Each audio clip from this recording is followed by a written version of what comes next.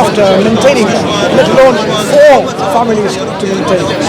But people can, and the provision is there. It's not restricted. So when it comes to these things, Islam doesn't simply just brush it aside, saying no, become a celibate, go live like an ascetic individual in the top of a mountain, and that's it. No, because God knows how He created you. He knows your needs, because God is the one who gave you those needs. But God also wants to know one thing, that this need that I have to fulfill the purpose of my life, and this can be a test against it. Okay? Some people want to have wealth and fame, for example. I want to be famous. I want to have million subscribers. I want to have these followers. I want to have people saying, you're the king. This kind of thing, this could be a test whether this is really making people to really be a slave to their ego, or are they really going to be the slave to their creator. So, just to give you a mundane example, Muslim men cannot wear gold or silk. A lot of people like gold. Men like gold. But this is a test whether you really want to submit to God and submit to His will, and see whether demonstrating that you submit. So He's just given you like, okay, silk and gold are not for you. See whether you really submit to His law. Some people struggle. Yeah. So this can be a test. So God can test us in various ways to see whether we really someone who having given the faculty of choice are able to use it rather than abuse it. So when we look at lots of things, one of these things, for example, it can be a struggle for many people, okay? But there is a reason for it. And God says clearly, if you can remain yourself, if you haven't been married, become chaste, and there are mechanisms to ensure that. So suppress the desire by fasting. Okay? Keep on fasting. So fasting will make sure that desire that you have is overburdening you, and keep it control. So there's a mechanism. In fasting, we not only abstain from food or drink, otherwise fasting is not accepted. We abstain from vain talk, backbiting, insulting, mocking. So even these things that were like food we abstain from, which were permissible, but even something that is permissible, but we abstain from, sexual relationship later. It's a measure of, it's a way of having this training and development of oneself and see whether you can control yourself. Because if you can do that, that's like some people having control with drinking alcohol, for example. During the fasting period, you can't drink. Well, people struggle, they can do it. People have problems with smoking, they can withstand these hours between sunrise to sunset and not smoking. People can do that. They've shown this resilience. They've shown that human beings, the level of tolerance is actually quite high. Okay? You don't know your potential. Islam wants to develop that human being with the understanding of their potential. It trains them every year by this month of Ramadan to elevate them in their character, in their desires, in their ego, and comes to this more internal jihad, struggle of your own self internally to make yourself to that better human being. Human being better in the sense that healthier, sounder in judgment, sounder in health, better in understanding and reflecting. So whatever you imagine to be virtuous in mind and body, Islam prepares you for that. So yes, there are struggles to have with, but this is what you want to do. Don't people go to the gym and lift weight, and it's so painful often, but eventually gives them a good outcome. Even they said there's no pain, no gain. Yeah, gives a good outcome. So training often requires, sometimes you have to sacrifice with pain, a little bit of suffering, and so on. So that was one example. What other thing else? I think you mentioned alcohol in the beginning. Yeah, so alcohol, what God says in the Quran, they ask you about wine and gambling. يسألونك عن الخمر والميسر. They ask you about wine, alcohol and gambling. God says, in them, there is sin and there is good. Good and there is sin. But the sin outweighs the benefit that it brings. So Islam does not simply say, oh, there is no benefits in alcohol. Alcohol, even though it's not something we drink, we have a lot of things that we mix it with. It's a good diluent, right? Alcohol can be a good diluent having these things. And there could be other benefits. But benefits in the scene when you compare them, bad effects outweighs it. That's why health-wise, the safest level of alcohol consumption, according to the consensus of almost what? More than 100 countries or so, right? 0%. No. So the one then should question is, why is that so? Because alcohol actually is something that defogs the mind. It's a chemical poison in a way. It does make you a little bit loose. I mean, when you drink, you have your guards taken off. You become free and you start talking to people and having fun and so on. That's what people feel easy to socialize. So alcohol has been in various societies and a tool for socialization with other people, to learn, know about each other, to hang around with each other, to have that bonding connection, because it puts their guard off, because judgment is there. You just talk whatever you want to do and so on and so on. This is what it does. It really impairs your sound judgment. So you're no longer critical at that point and so on and so forth. You're no longer thinking rationally.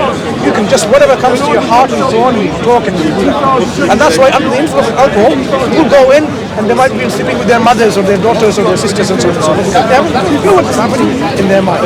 So Islam prevents and prohibits things which are not good for us, okay? And it recognizes that alcohol is not good for you and for the society. So it prevents that harm to come to that society by preventing it, okay? So Islam is for prevention rather than dealing with it and trying to find the cure. If you can prevent it, it's better than trying to find the cure when the problem happens. Gambling, look how many people by gambling, I've got £1 million now, I can go to holiday, I can pay my... But look what it does to other people. Some of the people just gamble away all of their things. And now societies are trying to restrict, saying, okay, gamble sensibly. Okay, have an alarm saying this is the limit. Don't gamble too much and so on and so forth. But people still can't do that because they don't know when to excess, because it's an addiction. Alcoholism, likewise, gambling is an addiction, and people have problems to get rid of this problem of addiction, and it takes long rehabilitation. So Islam says yes, people can, with this money that is collected by gambling, it can be given to charity, as they do, for example. So there may be some benefit in this process, but Islam looks at it overall and saying, look, holistically for the society, it's actually not a good thing. The harm outweighs the benefit. Harm outweighs the benefit. So this is the principle of Islam. Islam simply doesn't say, oh no, not for that reason. It recognizes there can be some benefit in it. So alcohol, gambling, fornication, which is marital relationship outside marriage, what it does is it destabilizes the society. You just go and sleep with whoever else and so on and so forth, and you get unwanted child, and then you say, let's abort it, and the girl says, no, I want it, and then she says, no, I want you to look after it, and he says, no, I didn't want it. Many young parents we know of, they come in saying, the partner's left, and she's not trying to bring up that child, because women are different than men in various ways. So when they're pregnant, their internal biology tells them they don't want that to be aborted. They might be some way compelled by various elements of the society saying, oh, you can abort it, it's okay. But lots of women don't want to. And now they want to have this child coming up with one parent themselves. It's a kind of struggle and difficulty. The child that is now born and brings up himself in a one-parent family, psychologically is impacted already. How much torture they're going through, you and I would not know unless you are in their shoes.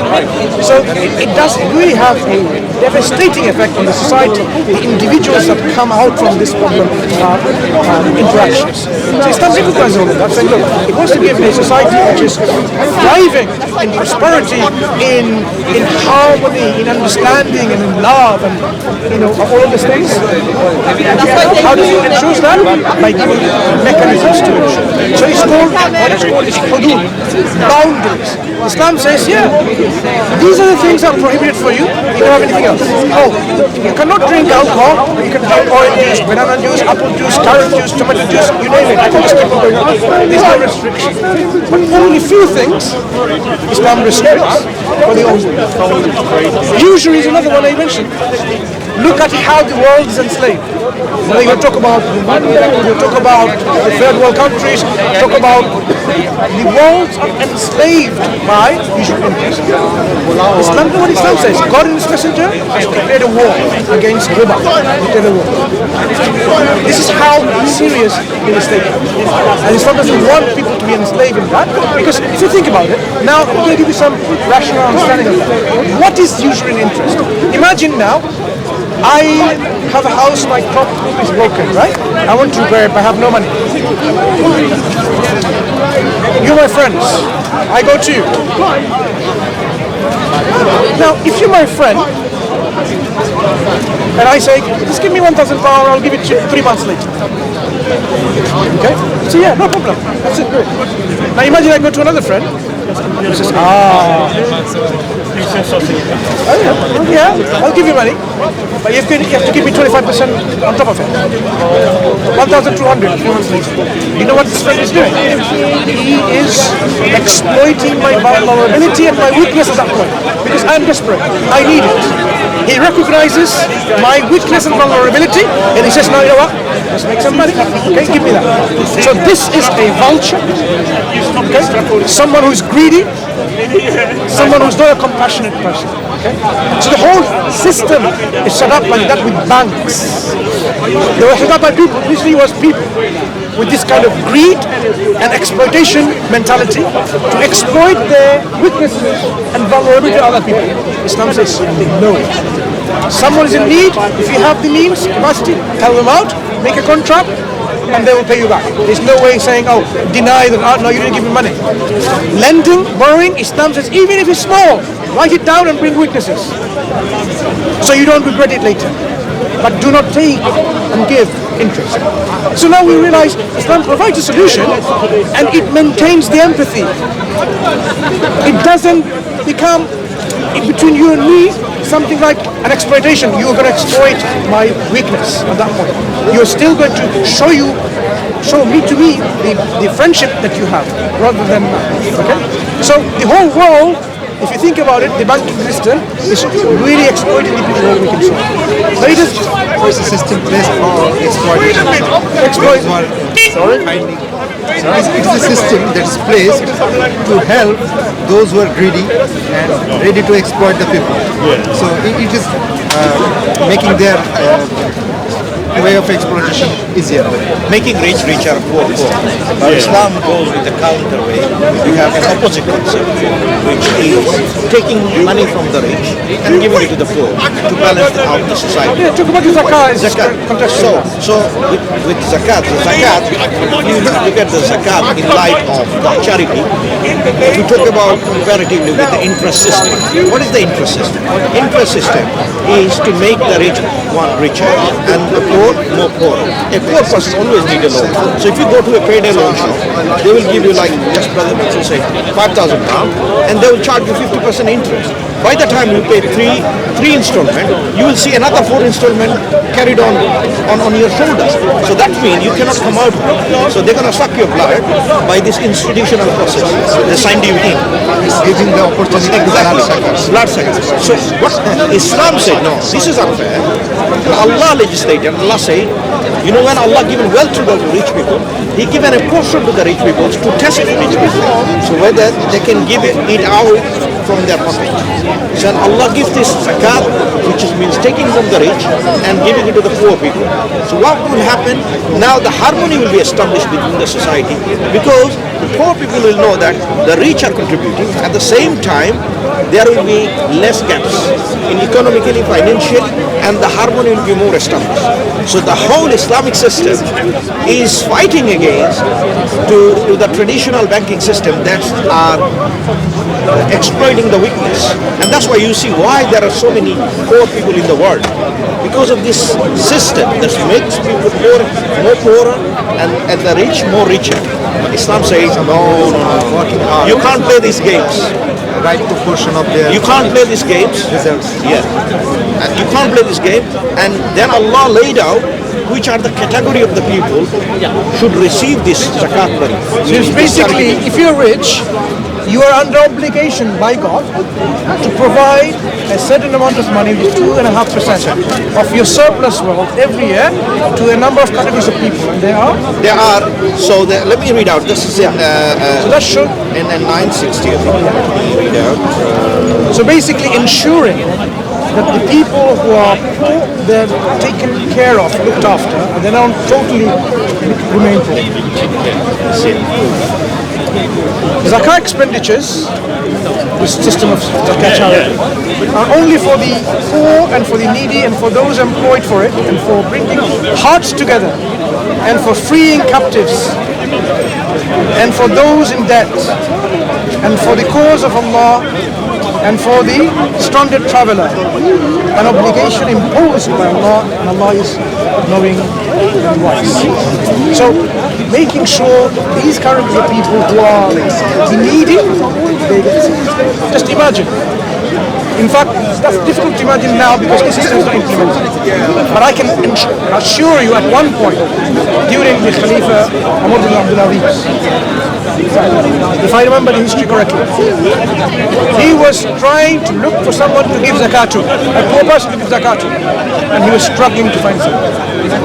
Because the system, Islamic systems of economics, Islamic systems of how to build a society, how to govern a society, how to implement crime and punishment, the economic system, the education system, all went in hand in such a way that the money wasn't staying on someone's own hand and the wealth and the health remaining on someone's hand. No, distributed. So he could not find easily someone to give this zakat because you have to be eligible for zakat. Like you have to be poor enough in these conditions, eligible enough to receive it. They were well off. Why? Because the system was working. We, unfortunately, like when I say unfortunately, it's not about fortune or luck, we don't believe in that. I'm saying sadly, rather, we are in a state today where Islam is not shown to the people, so they can't see it. We can't show you Islam. If we were to show you Islam, you would say, yes, this is what happened. A few hundred years. The Muslim merchants, traders, they went to travel around the world to do business and to spread Islam. Okay? People went to Malaysia, for example. Indonesia. There was no Muslim army that went there. People saw Islam in their actions of themselves. They were traders, and they could see the traders' honesty. Yes. I'm not going to stay here. I'm sure they'll learn from you, inshallah. So, when they went, people saw their actions, their life in action, their belief in action, their concept, right or wrong, whatever that is, manifested in actions. So they said, look, this man or this woman who is truthful, honest, sincere, compassionate, helpful, just, fair, all that you can think of embodied in these individuals, not one, many. How so? So when they asked them and learnt about it, they said, we are Muslims. We worship Allah. We give the right of God to God and right of people to people. The right of creation to creation. And this is why God created us to serve Allah. Look after the creation. So they said, yeah, that seems reasonable. Your concept of God makes sense. Your concept of afterlife makes sense. Your concept of justice makes sense. Your concept of my being here, purpose of life makes sense. How do I become a Muslim? You only need to believe in your heart, testify with your tongue, and practice it with your lips. That there is no God worthy of worship except one and only God. And Muhammad sallallahu alaihi wasallam is the final messenger sent by God so that you can submit to the will of God through them. Because the will of God is expressed through the messengers. The will of God is not floating around somewhere. When you submit to the will of God, you need to know where the will of God is, what the will of God is. The prophets and messengers are told what the will of God is. So they are the ones conveying, this is what God wants from you. Be just, be truthful, be honest, be fair. All of the virtues. And avoid, don't be a lazy person. Don't be an oppressor. Don't be a rapist. Don't be a genocidal maniac. Don't be, and it continues like that. So there are these virtues and there are these evils. Islam says no. This is how you're going to elevate yourself. And that's why the Prophet said, إِنَّمَا بُعِثْتُ. You were explaining to our friend what it means. Fulfill the manners, good morality. And here, that's, by the way, that shows fulfillment of the manners, meaning that basically many people, they may appear to you well-mannered, well-behaved, but not because they are doing this for the sake of God, but they are doing it for any matters. Could be for to be praised, to be known with that, or to gain things of this worldly matter. We are not doing it for anything like that. We are doing it for the sake of God. Because God is the one who sees our secrets and what's in our heart. And if we are sincere, when we are generous, if we are sincere, when we are truthful, if we are sincere, when we are trustworthy, all of these things, it has to come from sincerity to God before it's manifest as action. Does that make sense that this is indeed a system of life worth living? It's appealing. It is appealing, but still I have my reservations. Sure. In the sense that the person should make snap decisions on something so important, so it's not really my way. So how about exploring some of the things that you are considering to be something that you need to clarification of? Like there is things in Islam that you've heard, you've seen or observed that you think, look, if Islam was true, why is that? It doesn't make sense to me yet. So maybe you can just talk about some of those things, and ourselves can try, our Shaykh here can help you to understand and clarify those things. Because once we can get this clarified, then you will see the reasons or obstacles for not becoming a Muslim becomes less and less and less, eventually to a point where saying, I have no reason but to accept Islam, to submit and surrender my will and show that commitment to the Creator. To fulfill the purpose, because that will be what you are supposed to do in the first place. But you are on a journey to make sure and ensure this is the case, and then show that commitment. So what would be those things? Well, I would need to know more, wouldn't I? Also, adding to this, I just want to add to this. There is the concept of the truth. All of us we are truth seekers, correct? Why we are truth seekers? All of us, we're in our journey seeking the truth. But there is something in our mind, planted in our mind, the truth to be followed. Yeah, you agree with us? Meaning, if there's something true, it has to be followed. I cannot say to you, for example, if there is an exam or something like this, they say this is the truth answer, this is the false answer. You will not say, you know what, let me check the false one and then this is. I'm saying to you, this is the truth. If demonstrate that this is the truth to be followed. So what we are saying as Muslims, we claim Islam is the truth. Now here, if we prove to you that Islam is actually the truth, which is the truth from God, then there is nothing on us except to surrender to the truth. Am I right in saying this? Well, what you're saying, I mean, I wouldn't argue with it, but I don't think you can prove to me that it's the truth today.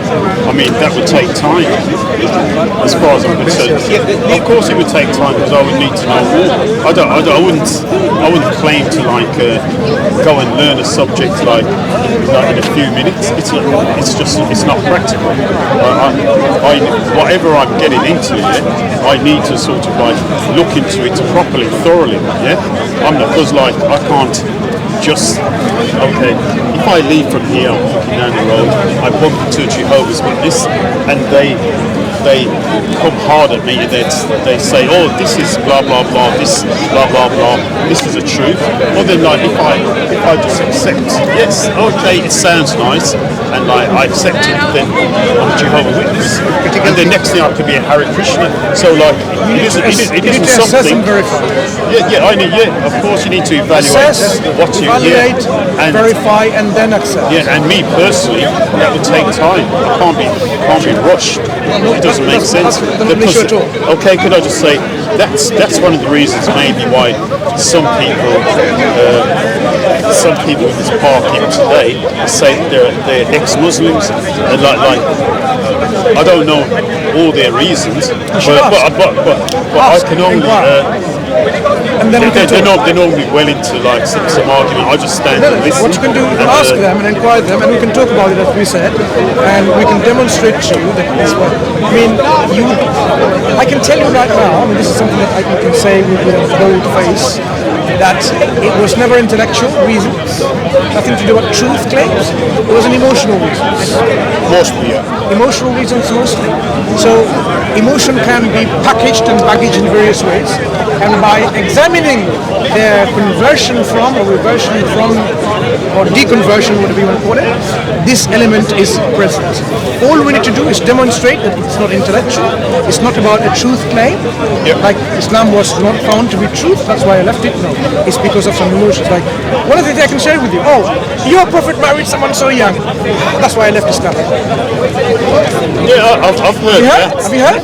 But let me tell you. No, I've heard that, but to me, it's not so much an issue. Exactly. Because at the time, maybe it was acceptable at the time, and like, if it was wrong, and if there's a judgment day, he'll be judged accordingly.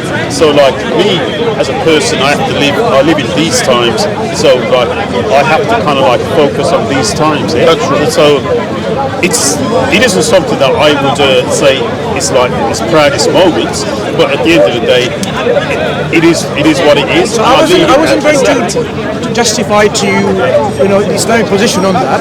What I was illustrating is the point that people often make an assertion, a claim that was the reason, but actually deep inside they know it wasn't that.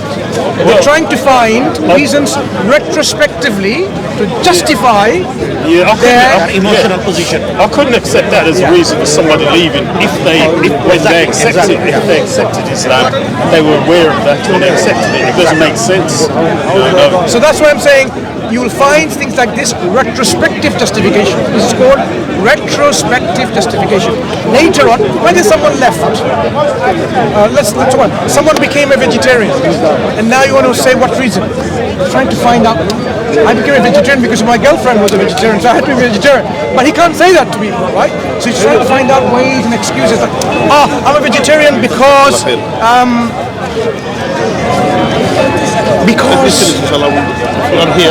so harsh that you kill animals. So they start justifying. But the real reason was that the girlfriend was vegetarian. So this is what we call retrospective. Later on, fitting the reason why they left that particular way of life or system. Okay? So, by the way, today I had an interesting guy who came to be born in a Muslim family but he's a Christian. That's what he was saying. And the interesting thing about him, as you mentioned, totally non-intellectual reasons. And he said, I studied the Bible and understood. Then after that I said to him, okay, based on this, so I brought him some certain predictions, which Bible that he followed, etc. Then he said, you know what? I believe this is the truth. I said, listen, I told them about the story about two people in a desert. They were hungry, and then they saw from a distance. One of them, they saw something, and then one of them, he said, it's a goat.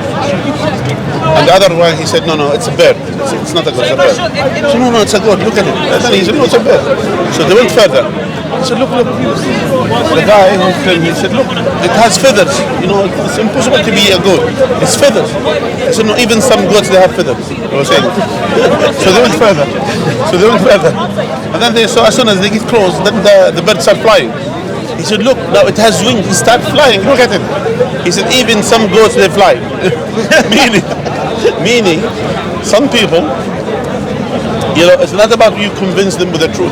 They can't see the truth with their eyes, but they try to deceive themselves and to give themselves that this is the truth because I believe it's the truth. So that's why, and I said to him, based on what you said, and he said, no, I have nothing, I don't know, I'm just convinced because I believe. That's all. So his only conviction was because he believed, not because based on research or studies or anything like that. So that's why when we say to you, we claim actually Islam is the truth.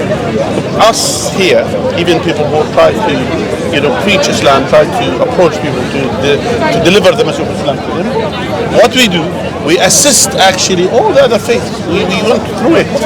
Yeah, we went through all other faiths, and then we'll see all these contradictions and all of these wrong things. How come if it's the word of God, if it's something came from God, then it has to be the truth, as you mentioned, it has to be the truth. So if there are certain things which contains falsehood, that means there's opposite the truth. So that's how it is. So when we deal with it based on a knowledge, based on a deep search, and based on understanding, not based on because we are blind follower, because we believe this, that's why we are Muslims. Actually, we assess, we study, we understand it, and after that, based on this, we get to the conclusion that Islam is the true faith, and all other faiths are false based on this. Does that make sense? Starting with the concept of God. So, just think about how the Quran approaches this. أفلا يتدبرون القرآن ولو كان من عند غير الله لوجدوا فيه اختلافا كثيرا. In the Quran, God is saying, do they not contemplate and reflect deeply? If there are other gods, if the Quran, sorry, this is another one. If the Quran was from other than God, surely they would find many contradictions and discrepancies.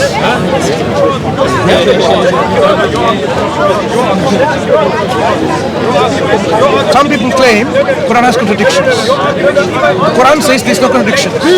So according to the Quran, if people have deeply reflected, deeply, not superficial reading, deep research, reflection, and they found a contradiction, according to the studies of the Quran cannot be from God. You get it?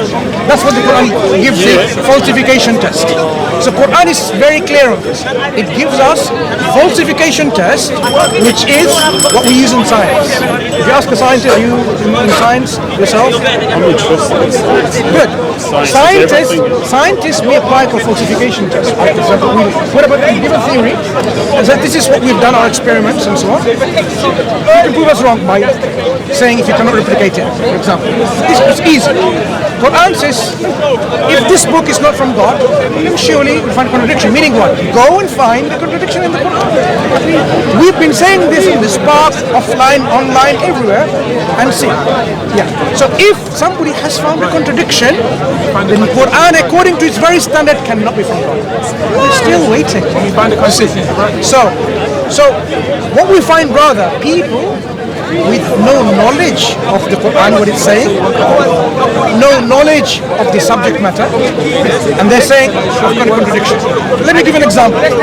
Not assessing it, not illustrate a point. One gentleman a few weeks ago said, the Quran talks about the birth or beginning of a human being, what happens is it's actually coming from the ribs and the backbones. Ribs. So when I was trying to understand, okay, what do you know about science and what does the Quran actually say? It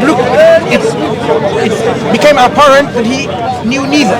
Not about science, not about what the Quran is saying. That's why the Quran is saying, no, only when you do tadabbur, deep reflection and contemplation, you will not find anything, any mistakes and errors in the Quran. So the Quran offers, but one of the most powerful challenge the Quran throws to people is something that is fascinating. It challenges the whole of humankind, not just one group of people, whole of humankind. And it says even the whole humankind would come together, including the spirits, the jinns. They would not be able to make something like the Quran. And the Quran says, make the whole book like it, 10 chapters like it, or one surah, one chapter like it. People don't even understand the nature of this challenge. They're saying, there you go, Psalms 23 in English. Look how beautiful it is, better than the Quran. They haven't got a clue what the challenge of the Quran is. If I say bring a microphone like this and bring something like that, is it like it? It's not. Look at the shape and look at the shape. your umbrella.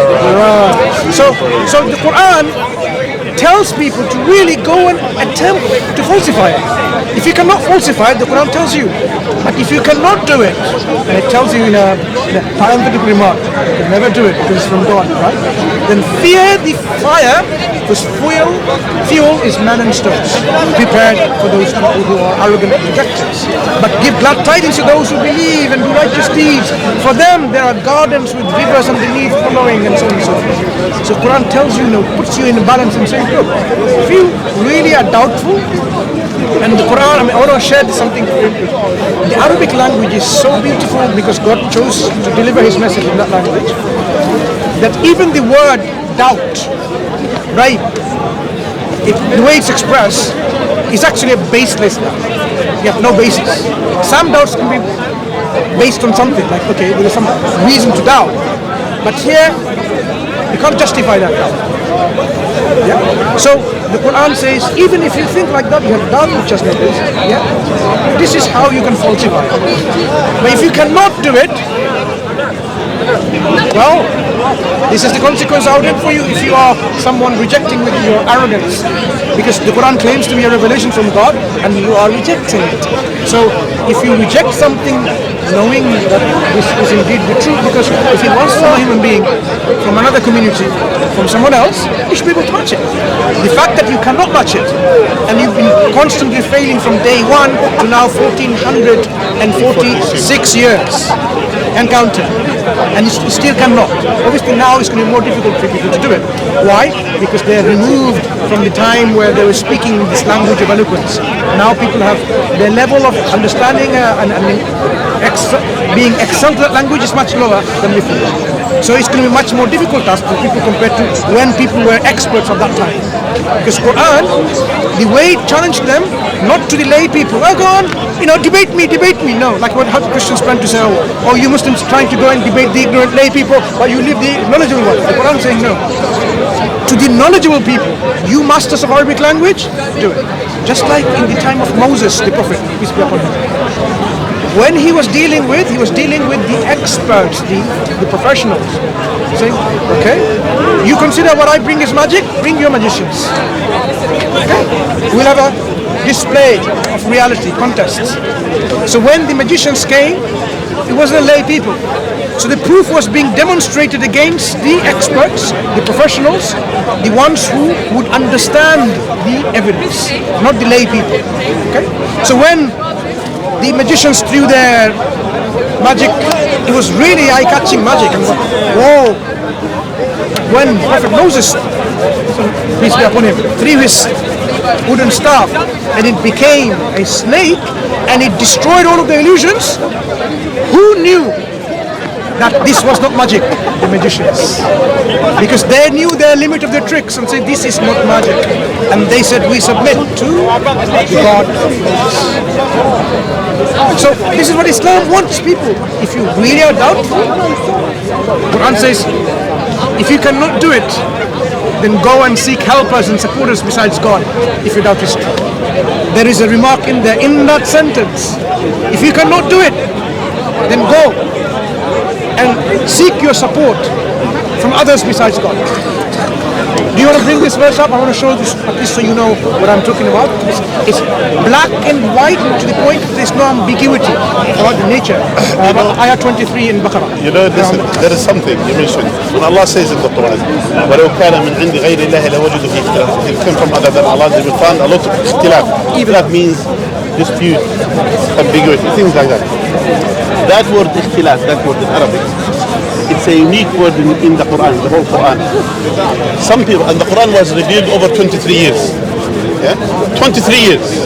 Meaning a person, if someone wanted to author something, will repeat himself here and there, will say words here and there, etc. Here, this verse was revealed before the end of the Quran, before the last revelation of the Quran. Some people tend to be clever. refuse. You know what? We may not find dispute in the Quran things, but let's use the terminology, ikhtilaf, that's word. Let's find in the Quran, and if we find another word, we'll say there are two words in the Quran, it says ikhtilaf. Two words in the Quran say the same word, which is dispute. And then discover in the Quran, the whole Quran, that word is only mentioned once. Let me just clarify how significant this is. The way the Quran, that challenge is structured, if this was not from God, then you'd find many ikhtilafan. The word is ikhtilafan, okay, in this one. If it wasn't from God, you'd find many ikhtilafan. Many means more than one, right? So someone could have just simply said, okay, all I need to do is, I don't need to go the meaning of the word, which is a contradiction, an error, a discrepancy. I will just see if there's another word. The Quran says, if it wasn't from God, you will find many. The whole of the Quran, all these words and verses, this form of the word is only one sentence. So even that excuse is wrong.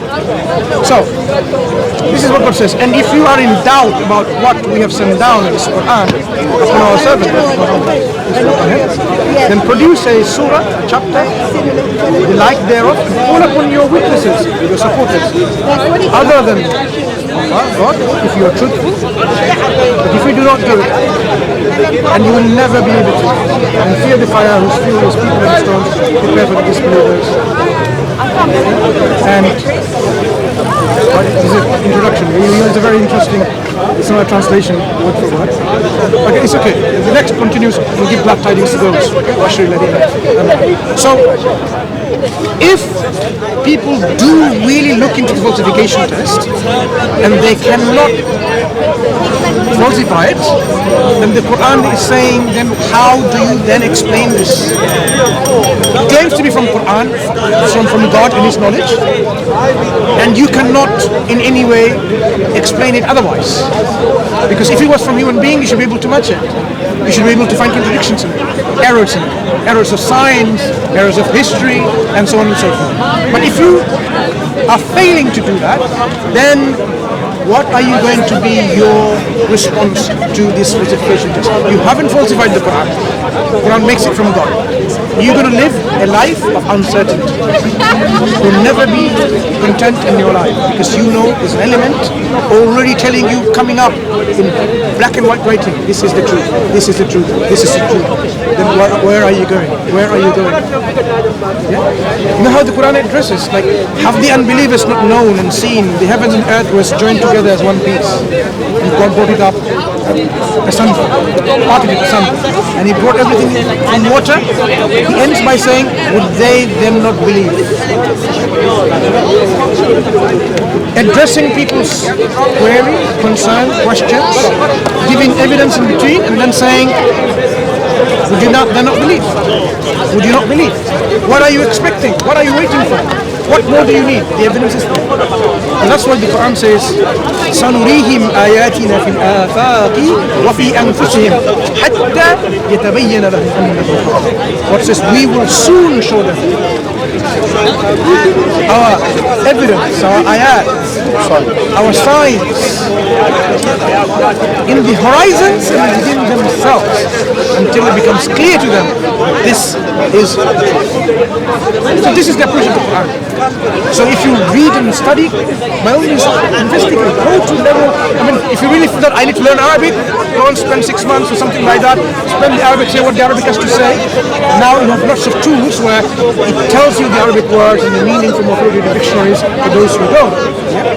So you can go to that level and say, okay, this is what the text says. Why is it then I'm still having an uncertainty? Because what I need, you need, is a certainty that this is from God. So Quran offers falsification test, it offers positive proof within yourself. It tells you, like, it speaks to you that you know that no one else knows about accepting it. This is how the Quran addresses people. The Quran talks about things that people would not have known at all. Anyway means, because this knowledge was not known. Where do you account for this information to have come from then? I mean, the under-oceanic sea currents can only be observed, like if you are up there with the satellite imagery, you can see this. Or go deep down and you experience it. With a human without a submarine or the gear of diving equipment, you won't be able to see those deep interoceanic waves. Bahr, Lujji. The Quran talks about these are very deep oceans, not just shallow seas. And this is what we now know. This is the case. Interoceanic currents. Just like you have surface waves on the surface of the ocean. Ocean above ocean. There is underneath the ocean. There are some certain types with different, salt with different, temperature. It's literally an ocean under an ocean. All these things, when you say you would wonder, who taught someone who's a literate man, lived in the Arab Peninsula? Let's give an example. Let's give an example. Let's give an example. Imagine we're there in that time period, right? And then I just told you, look, you see the superpowers of the day? Persia, Byzantium. Yeah. The Romans and the Persians, two superpowers. The Quran says, the Romans have been defeated. Just imagine the Prophet came along and said, the Quran actually says that. The Romans have been defeated, but they should be victorious again within a few years time. Okay? Say 3 to 9 years, 7 years time. And the believers will then rejoice. Now, when you have two superpowers, how can you confidently say that the superpower that lost, only within a few years they will be victorious again? Russia and America. What happened to Russia and America? Russia got split, still split. So the only in USSR, that's it. Because they would have predicted like, USSR will join together again and it will be superpower and they will defeat America. It will be very difficult. But this is what an individual who said, I have been appointed by God as a prophet, is making that statement which there's no need for it. Why is he risking, staking his prophethood on something that is no relevance and need for it? Like say, something in the future will happen. What if it didn't happen? He will be an imposter, a fake prophet. People will say, look, you prophesied, it didn't come true. Look, 10 years have gone and it didn't happen. And actually they use bid'a sinin, like in Arabic, between 3 and 9, meaning not less than 3 years, not more than 9 years. That's the time. We're talking about a time that said, and it precisely was within 7 years. This happened. How come? Are there any prophecies that Prophet Muhammad has made that hasn't come true yet? There are prophecies he made of the eschatological prophecies, called the end of times. Obviously, these prophecies will only materialize towards the end. So we can't use them as an evidence that the prophecies came true because this hasn't come, because this is yet to come. But we don't use them to say, look, he prophesied, because these are the near end time prophecies.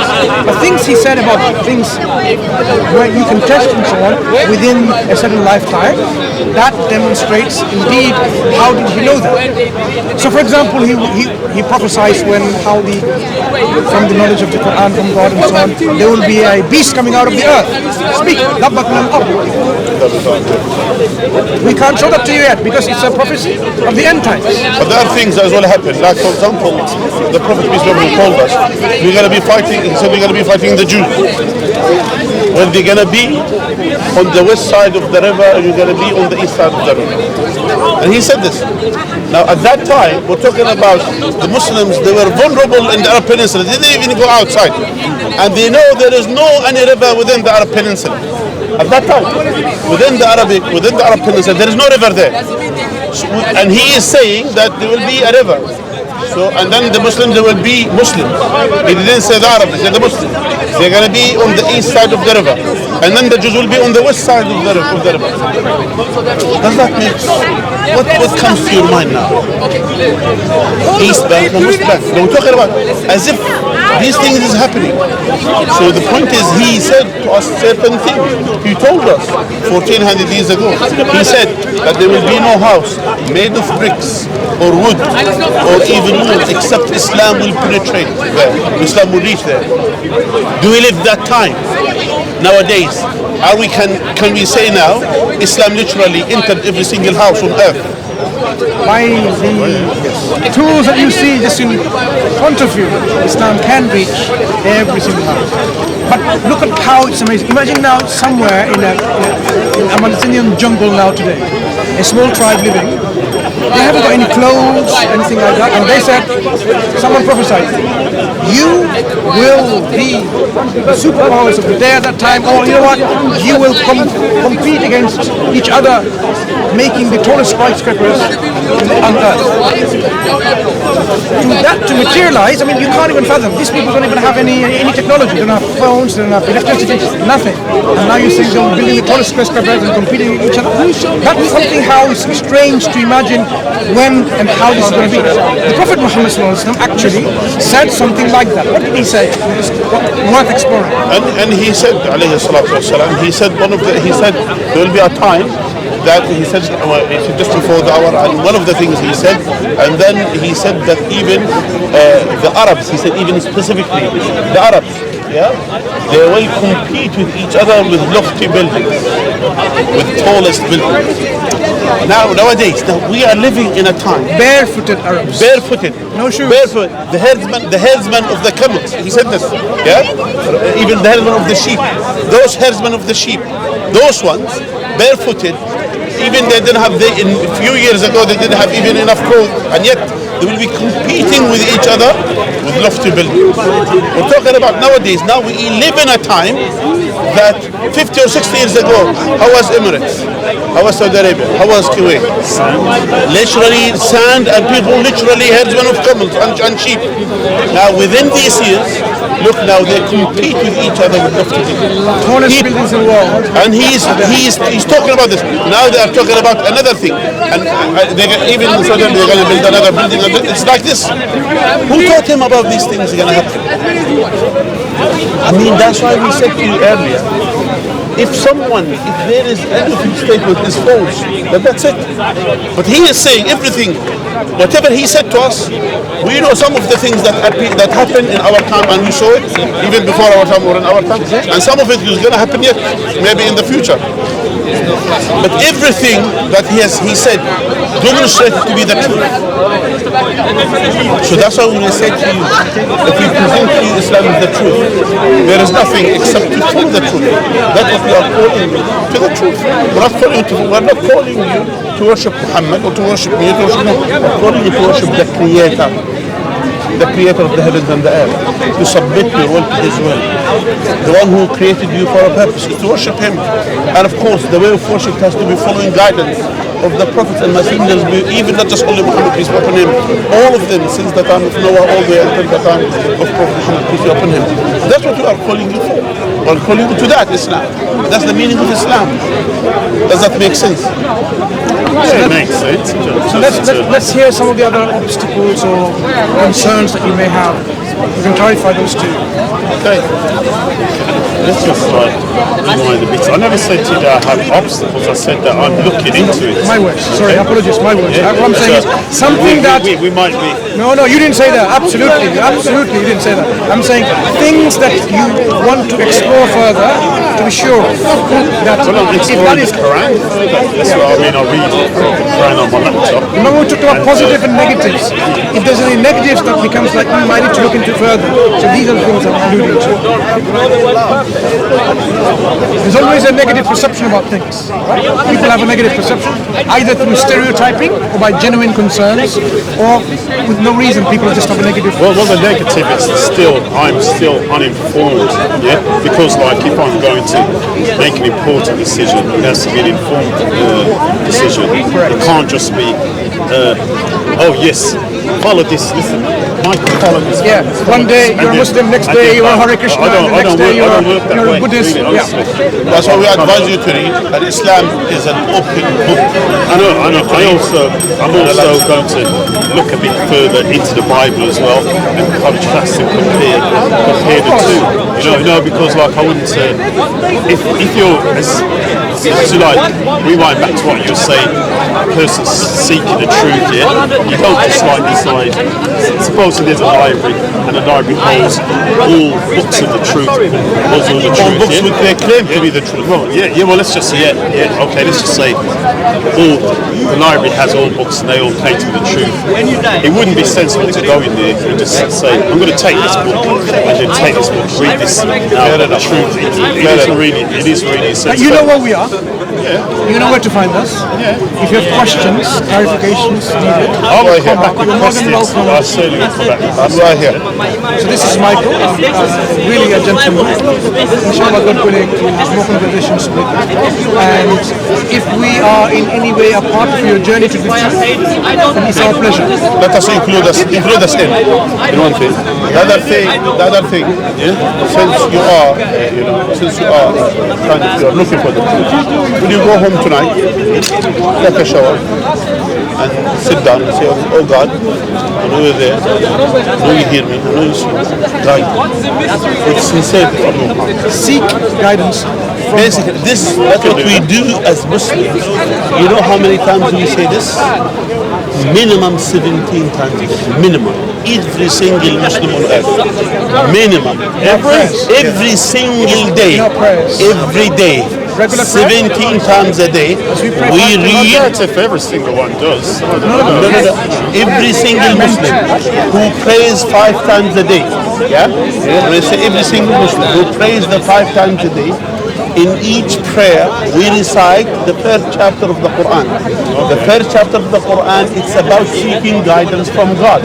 So that's why you start with basically praising God, and then introducing or presenting yourself as a servant of God. Then you are humbling yourself to God and asking God to guide you. That's why if you read the first chapter of the Quran, it says, guide us to the straight path. Which path? The path of those whom you have favored, not the path of those who gain Allah's anger, nor the path of whom are straight. We keep asking God again and again. So that's why we as Muslims, every single Muslim on earth who prays 5 times a day, that they will seek guidance from God at least 17 times a day. They are sincere. So that's what we are saying to you. At least tonight we need to ask God the guidance. I know you're there. I know you hear me. I know you see me. But she said, guide me to the right. God, guide me. I need guidance. And if God knows that you are sincere in your heart and you are looking for the truth, God will show you. I am sincere in my heart, and that's why I don't say to you, yes, I'll do this, because I'm a man of my word. I don't take people who come and give me this, and then next minute it's a load of rubbish. I'm not into that. That's something which is respectful. And the Prophet peace be upon him admired a man like you, a man. That there are 3 people who came to embrace Islam in front of the Prophet, peace be upon him. 2 of them hasted to go to embrace Islam, 1 of them he stayed behind. He took a shower, he put a new garment, he came in, he was delayed. And then the Prophet, peace be upon him, praised him. He said, you have 2 characteristics. Allah and His Messenger loves them. Al-hilm wa al-anaa, perseverance, be patient, taking easy time, in deciding things, not to rush into things. So that's something, no problem, but don't delay too much. Sometimes in delaying things too much, that could be opposite to the right thing. At the same time, we said, take your time, think about it, ponder, read, understand, contemplate on the Quran. And then we are here, if you have any question, we are here to answer the question. Okay? No problem. All right, my brother. Okay. Nice talking to you. Nice talking to you. May Allah, the one true God, to guide you to the right path. All right. Thank you, brother Mike. Thank you. Look after yourself. Goodwill to all you guys too. All right. Thank you. Alhamdulillah, it was interesting discussion with the Prophet. May Allah bless him. May Allah, A real gentleman, a real gentleman. Yeah, and actually, I enjoyed it. Some people that you enjoy, actually. You enjoy it. Yeah. Something we can do.